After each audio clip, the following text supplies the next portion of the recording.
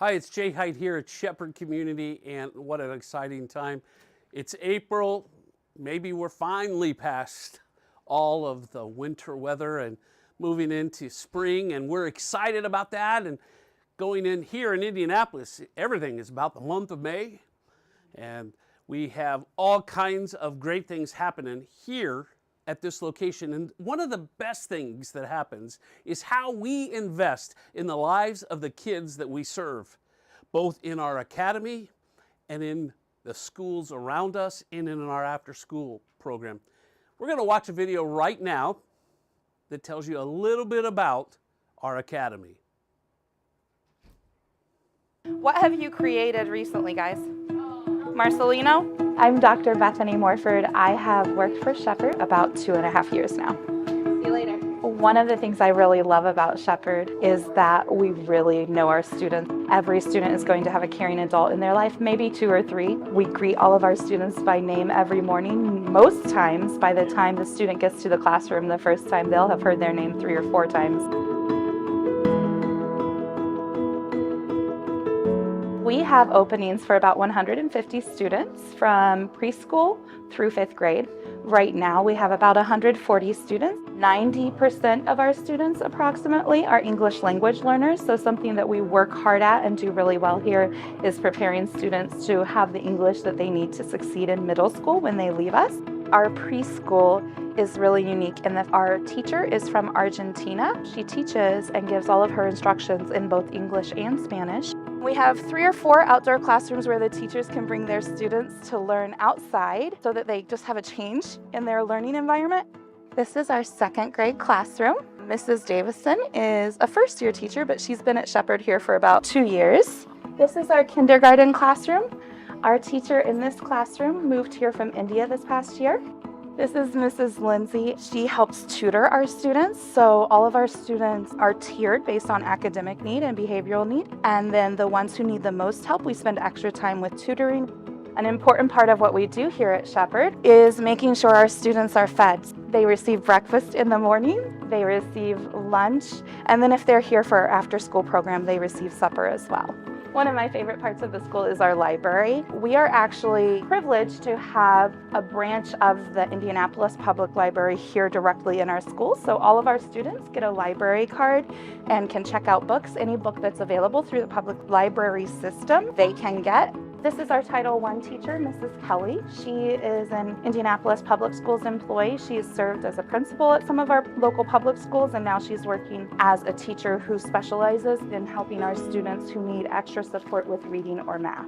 We also have a counseling office at our school. We have a social worker and we have a behavioral counselor who works here and helps our students with their emotional and mental health needs. This is our 4th grade classroom. This year we have several teachers working together to teach our 4th graders. Right now, I believe they're in another of my favorite parts in the school, which is the STEM lab. The goal is to make it through the yarn and into the cups at the bottom, because we're just making simple machines and it doesn't have to be very complicated. Oh, yes! Nice job. What I love about the STEM lab is we have 3D printers, we have robots, and we have all the supplies students need to do all kinds of creative engineering on their own. This is our 5th grade classroom. They are getting ready to graduate from Shepherd in the next couple months. Their teacher, Miss Heil, has been here with us for a couple years now and does a really good job providing learning activities in addition to just traditional worksheets and things like that. Our teacher in 3rd grade is a phenomenal teacher. She has been teaching for 30 years. She does a really good job of preparing our students as they transition from that lower elementary learning where they're really learning how to read to upper elementary learning where they're learning how to gather information and learn more. Our goal is that 90% of the students who have been with us for at least 3 years will be reading at grade level. One of the exciting things that has happened this year is we have remodeled our playground. We used to have wood chips and mud, and now we have fantastic foam carpeting for our playground area, and we have turf for our soccer field, so we're really excited about that. At the end of the day, we send each kiddo home with either a handshake, a hug, or a high five, just to end their day on a positive note.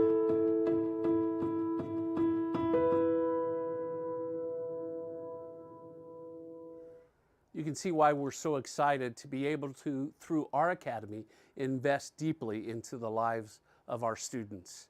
And we're looking forward to the summer when we'll have them here all day and be able to help them to continue to move forward. If you'd like to volunteer, we could use help in the summer, whether it's with meals, whether it's with tutoring, or maybe you want to help chaperone a field trip. We can use your help as we invest deeply in the kids. Now see how we do that in a partner with IPS at School 58. It's my 10th year as an educator, as a principal, 3rd year as a principal, 2nd year here at Ralph Waldo. I'm naturally attracted to schools where the support is needed, where the students need a strong leader to really begin to make shifts. Initially, when I was born, my grandmother lived off of Hendricks Place, so very familiar with this side of town. So it was just a natural transition. And I feel like the Lord was like, that's where I need you. And it's not going to be easy. And I really feel the Lord's given me a gift with turning around schools. So it was time. And I accepted the mission. Do you think it's 113 grams or 113 kilograms? Do you think kilograms? Okay, so write kilograms if that's what you think, and then you have to write why. I didn't realize just how powerful the partnership was until I got here. And I was like, oh, Shepherd actually has staff inside our building to support. This year, we've really expanded that partnership, and when they're not providing support to families, they're actually pushing into the classroom to support students. At School 58, we have a community care coordinator who runs programming here. She also helps during our day-to-day activities. We have a full-time fellow and a part-time fellow that help run our after-school programming as well. So basically, and this one's an easy one. We just have to take out the period. That's it. Because this is technically all one sentence together. I have been in this role for just over 2 years. I would say that these kids are like my kids. They have their struggles, but there's nothing like feeling like a celebrity every day when you come to work, because everyone just wants to come and give you a hug. But there are a lot of parents who will just send me encouraging text messages. I actually had a parent last week buy me breakfast. So just building that relationship with our families and our kids. And I live in the community, so I see a lot of our families out at the store, so it just helps them have somebody that they can trust. After school! We are in a crisis in the community, and there's so many academic gaps there. So now Shepherd has really increased their work in the building, not only to support families, but to support students while they're here. So in that partnership, they're supporting our families, like maybe having a vehicle be fixed, our utilities in the house, our food. We have a family who needs beds. Like Shepherd runs to the problem, and I mean, they're mission driven, right? They're truly mission driven in that work and do what God says to do, what we should do in the community. So I did not know the extent of this partnership before I got here. But this year, we really wanted to make sure that we increased the involvement, and it's been outstanding. Let's just look in the bin one more time, and then let's see if somebody else has it. With Dr. Mickens as principal and Shepherd right there to help with anything needed, and having people like me here and Rachel, I think it's very helpful because we can help assist with the issues and needs of the school so that we can keep an IPS neighborhood school on the Near East Side. 100%. These are exciting days, and we're excited because this fall we'll be moving into a second IPS elementary school as well as a new middle school. They are reopening Howe as a middle school, and we'll be there doing before and after school and supportive services like we are at these two elementary schools, and the great work we do at Purdue Polytech and at Arsenal Tech. It's great to partner with IPS and with Purdue Polytech to help our students have quality educational seats for everyone who's in our neighborhood. If you'd like to help things that we could use, trash bags are always items. If you would want to do, as we're looking forward to the summer, freeze pops that we could put in the freezer and give to the kids, those are always great things. And we can always use canned fruits and vegetables. Our numbers continue to increase. If you would like to listen to our podcast, go to wherever you get your podcast and put in Breaking the Cycle of Poverty. It's where we do deep dives into different issues and conversations, and we would love for you to be a part of that. Mario Marino in the book Leap of Reason says the great organizations are those that tackle issues bigger than themselves and partner with others to accomplish it. And so today you're going to hear in a conversation with a good friend, Aaron's story about how Shepherd Community and Elevate are working together. But partnership happens not between organizations, but between people. And I believe in Aaron and appreciate his leadership and most of all his friendship. Listen to us now, and when we're done, thank you for listening and watching today.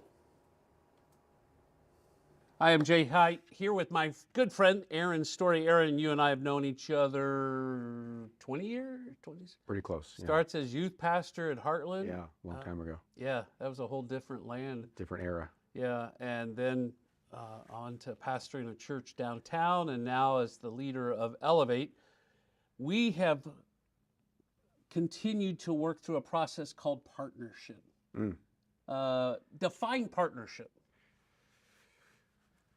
Yeah, I think when I think of partnership or, collaboration, I think it's coming to co-labor together for greater outcomes and impact that than you would make on your own. But I think fundamentally in partnership is just being together. So there is that knowing each other, values, preferences, identities, to identify, whereas those common conversation points or common value points, or where they're not common points, either way, you partner together.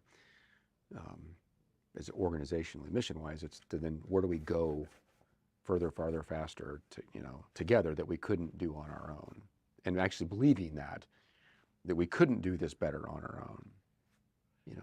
I don't know, that come to mind. Yeah, I think sometimes people selfishly define partnership as something that benefits my organization. Mm-hmm. When Elevate and Shepherd Community, they don't partner. Aaron Story, Jay Height partner, mm-hmm. and our teams do, right? Mm-hmm. It's people. Organizations can't connect. Mm-hmm. People do, but it's not about our people. It's not about our organization. It's the kids that we're serving who win in mm-hmm. partnership, that we're able to help in different ways. I think besides your day job, as the executive director of Elevate, you're also the basketball coach at Purdue Poly, and tragically a death of one of your mm-hmm. players. And we took the role of supporting you, praying for you, bringing resources to the school, but really empowering you because you were the best connected there. Mm. And through a difficult time, and making sure that we were holding you up in prayer, because I can't imagine how difficult that was, but we're glad you're there. Mario Marino in the book Leap of Reason says the great organizations are those that tackle issues bigger than themselves and partner with others to accomplish it. Mm. The issues of our students, just as with the tragedy of your player, the challenges day to day of those that we're investing in at Purdue Poly and Arsenal Tech together, and they're bigger than any of us. Mm-hmm. And take a moment and tell us what Elevate does. Yeah, the mission of Elevate, is building long-term life-change relationships with students, equipping them to thrive and contribute to their community. And that their community piece to us is really important because it is their neighborhood, their family, their school, their future, their everything. When we contribute to a bunch of theirs being healthy, I think it is, as scriptures tell us in the Old Testament, like you go down, put down roots, buy homes, build gardens, put jobs, whatever. And then once you do, you think of just all of us individually doing that, the collective whole becomes better for everybody. And I think in the nature of that there in our mission, even, how do we do that? How could you literally do something that creates the economic mobility for people that's their community, their neighbors I'll never live in? I'll never know their families, their grandmas, their little siblings, their cousins. It's partnership, it's collaboration. It's us fully embedded in IPS and Purdue Poly. So we're fully immersed in the schools, during the school, after school. Right? Well, that's only because the generosity and the support and the the branch of, of hope that the school districts invite us to be a part of. So our mission couldn't function without that. And a lot of other things couldn't too, but I think, I think even just the nature of partnership is our mission's impossible to execute without layers of collaborations. With in some cases, parents, a little bit. We're not a real strong parent organization, but we do parent outreach, parent engagement. It's school, it's neighborhood relationships. Go down the list, but